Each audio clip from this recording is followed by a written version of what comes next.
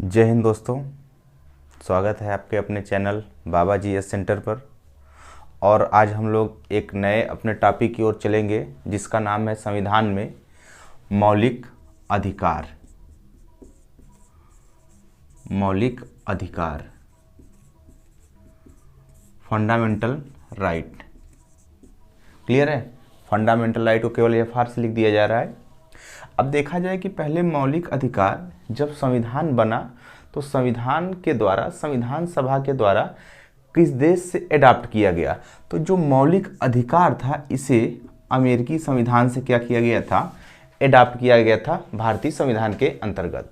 इसके बाद एक क्वेश्चन बहुत बार उभर के सामने आता है कि ये मौलिक अधिकार आखिरकार होते क्या हैं। केवल मौलिक अधिकार की बात किया जाए तो मौलिक अधिकार, जैसे भारत देश आज़ाद हो गया, भारत के लिए संविधान भी बना दिया गया, लेकिन अगर से जो भारत देश में नागरिक निवास करते हैं उनके लिए पर्याप्त मात्रा में, उनके लिए नैतिक और भौतिक आवश्यकताओं की पूर्ति के लिए उनके जो अधिकार दिए गए हैं उन्हें क्या कहते हैं, मौलिक अधिकार। क्यों?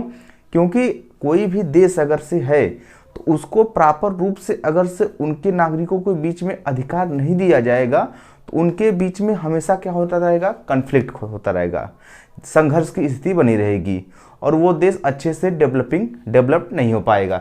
जिसके कारण से ये कॉन्सेप्ट आया मौलिक अधिकार, जिसमें हम लोगों के संविधान निर्माताओं ने इसे मौलिक अधिकार के तहत रखा, जो यूएसए के संविधान से लिया गया है।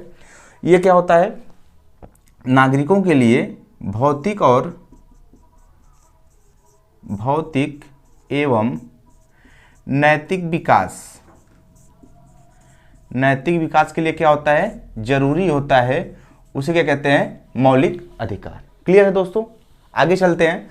अब मौलिक अधिकार की बात करते हैं तो मौलिक अधिकार को संविधान के किस भाग में रखा गया है, ये कई बार क्वेश्चन आता है। भाग 3 में रखा गया है और अनुच्छेद कहां से कहां तक रखा गया है, आर्टिकल 12 से लेकर 35 तक मौलिक अधिकारों को रखा गया है। क्लियर है दोस्तों?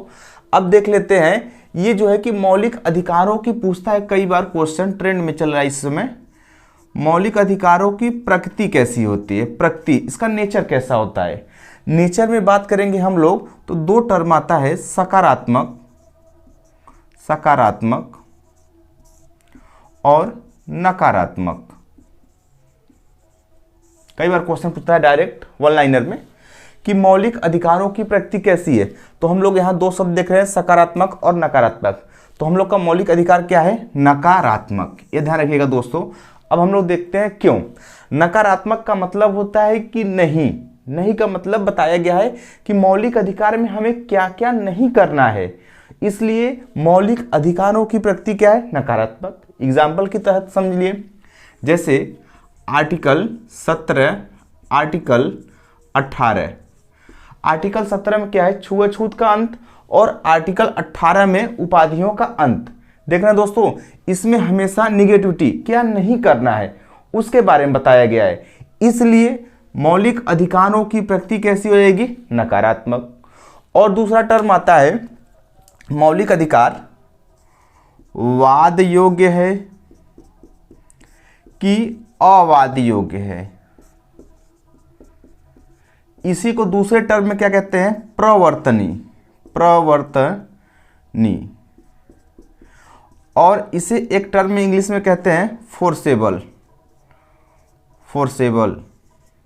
तो कई बार क्वेश्चन पूछता है कि मौलिक अधिकार क्या है, वाद योग्य है कि अवाद योग्य है। दोस्तों ध्यान रखिएगा, मौलिक अधिकार हमेशा क्या है, वाद योग्य है, प्रवर्तनीय है, अर्थात फोर्सेबल है। इसका मतलब क्या है कि जो मौलिक अधिकार आपको संविधान में दिया गया है, अगर इसका हनन किया जाएगा किसी के माध्यम से, किसी व्यक्ति के, किसी संस्था के द्वारा, तो आप उसको लागू करवाने के लिए डायरेक्ट कहां जा सकते हैं, सुप्रीम कोर्ट, सर्वोच्च न्यायालय। और इसमें बताया जाएगा बाद में कि आर्टिकल 32 के तहत आप कहां जा सकते हैं, सुप्रीम कोर्ट जा सकते हैं। और जो है कि उच्च न्यायालय आप आर्टिकल 226 के अनुसार भी हाई कोर्ट जाकर अपने मौलिक अधिकारों की रक्षा कर सकते हैं। ये हो गया हम लोग का एक ब्रीफ हिस्ट्री कि मौलिक अधिकार कहां से लिया गया है, कैसे लिया गया है और इसके बाद इसके कहां कहां रखा गया है। तो अब देखा जाए दोस्तों, मौलिक अधिकार को हम लोग 6 भागों में बांटते हैं। नोट कर लीजिए आप लोग। मौलिक अधिकारों को कितने भागों में बांटा गया है? 6। देखते हैं कौन कौन से हैं। पहला, समानता का अधिकार, समानता का अधिकार। दूसरा, किसी व्यक्ति को समानता दे देंगे तो उसको क्या देना पड़ेगा? स्वतंत्रता। समानता का अधिकार, स्वतंत्रता का अधिकार। क्लियर? आगे नेक्स्ट चलते हैं। तीसरा, अब किसी व्यक्ति को समानता दे दिए, स्वतंत्रता दे दिए, उसका शोषण न हो पाए, तो शोषण के विरुद्ध अधिकार, शोषण के विरुद्ध अधिकार। क्लियर है दोस्तों? आगे चलते हैं। जब किसी व्यक्ति का शोषण न हो पाए, उसके बाद चौथे में डाला गया है धार्मिक स्वतंत्रता का अधिकार,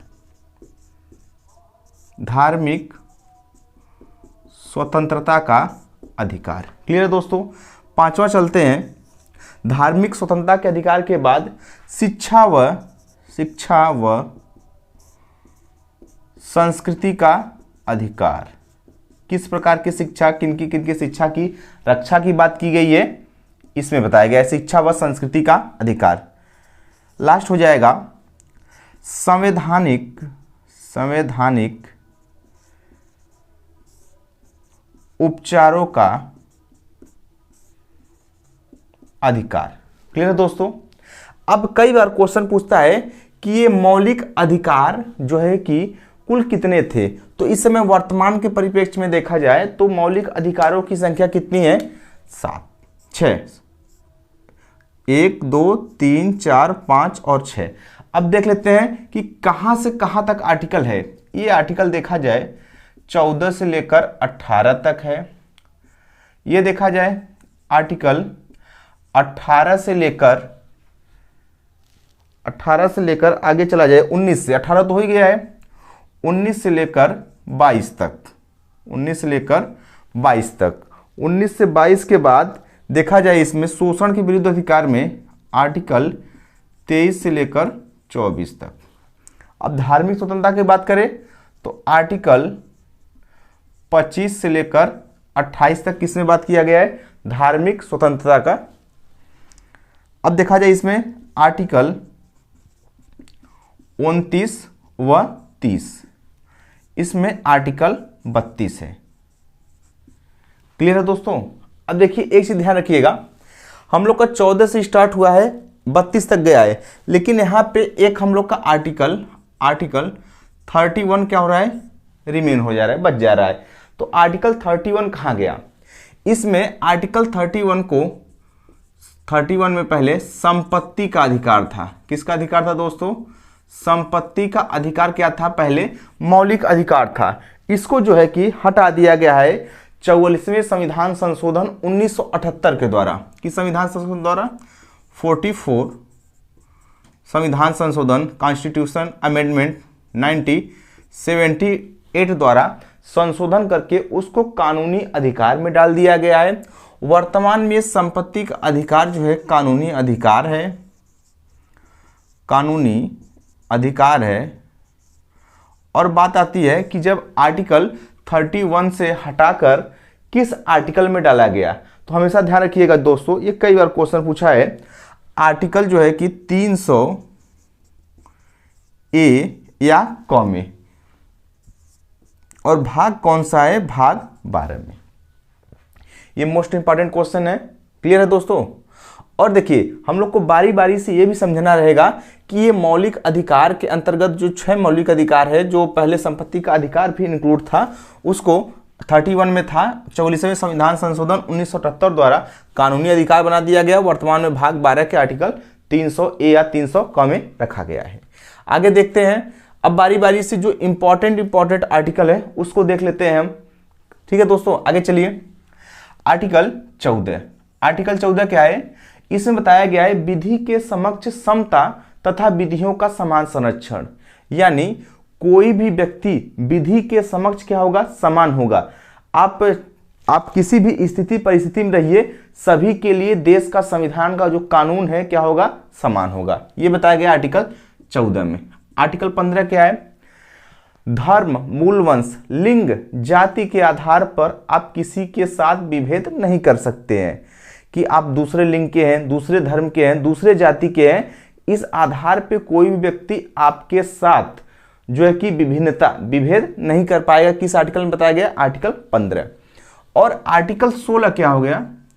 लोक नियोजन में अवसर की समता। इसका मतलब है कि अगर से मान लीजिए आपको किसी भी सरकारी नौकरी में आप फॉर्म वगैरह फिल करते हैं तो वहां पे जो है कि एक नियोजन में सभी लोग को बराबर अवसर दिया जाएगा।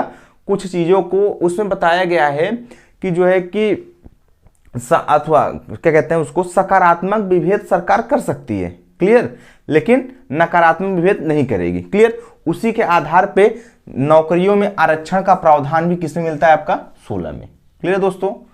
अब बात करते हैं 17। 17 क्या कहता है? यह छुआछूत का अंत। छुआछूत का अंत का मतलब अगर से देखा जाए कि आखिरकार ये छुआछूत के अंत को क्यों संविधान में डालने की आवश्यकता पड़ी? क्यों? क्योंकि जब देश आजाद हुआ था तो उस समय भारत के सामाजिक स्थिति इस प्रकार थी कि वहां पे लोगों का छुआ हुआ चीज, जो तथाकथित कहे जातियां हैं, उनके द्वारा छुए जाने वाली चीजों को लोगों द्वारा समाज में एक्सेप्ट नहीं किया जाता था, उनको दूर बैठाया जाता था। ये क्या थी? उस समय समाज की क्या की थी? वास्तविकता थी, जिसके कारण संविधान निर्माताओं को आर्टिकल 17 में छुआछूत के अंत का भी प्रावधान करना पड़ा, क्लियर दोस्तों। आगे चलिए 18। 18 क्या है? 18 के बारे में बताया गया है उपाधियों का अंत। उपाधियों के अंत से तात्पर्य है कि जब देश आजाद नहीं था तो तमाम प्रकार के देशी रियासतें, राजा महाराजा थे और वो अपने सम्मान के लिए तमाम प्रकार की उपाधियों का प्रयोग करते थे। अब देश जो है आजाद हो गया, देश संविधान के माध्यम से चल रहा है, जिसके कारण सभी लोगों के उपाधियों को क्या कर दिया जाएगा? समाप्त कर दिया गया। ध्यान रखिएगा, इसमें जो तमाम प्रकार के सम्मान मिलते हैं जैसे पद्मश्री, पद्म भूषण, पद्म विभूषण, ये क्या है? ये उपाधि नहीं है, ये क्या है? सम्मान है, क्लियर है, ये मिल सकता है।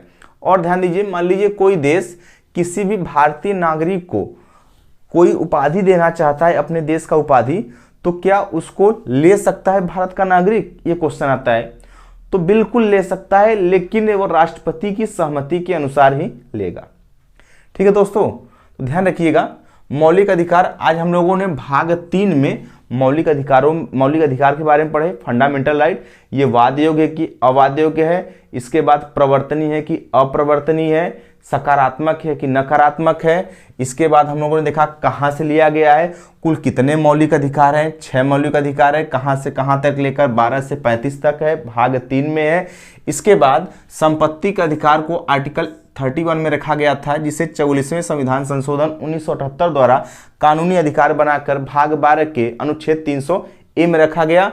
और इसमें हम लोगों ने सबसे इंपॉर्टेंट पढ़ लिया है, पहला मौलिक अधिकार में समानता का अधिकार। समानता का अधिकार में हम लोग 14 से लेकर जितना 18 तक आर्टिकल था उसको हम लोगों ने पढ़ लिया है। उम्मीद है दोस्तों क्लास अच्छी लग रही हो, दोस्तों के बीच में शेयर करिए, लाइक करिए और चैनल को सब्सक्राइब करिए। धन्यवाद, मिलते हैं नेक्स्ट लेक्चर में। Thank you.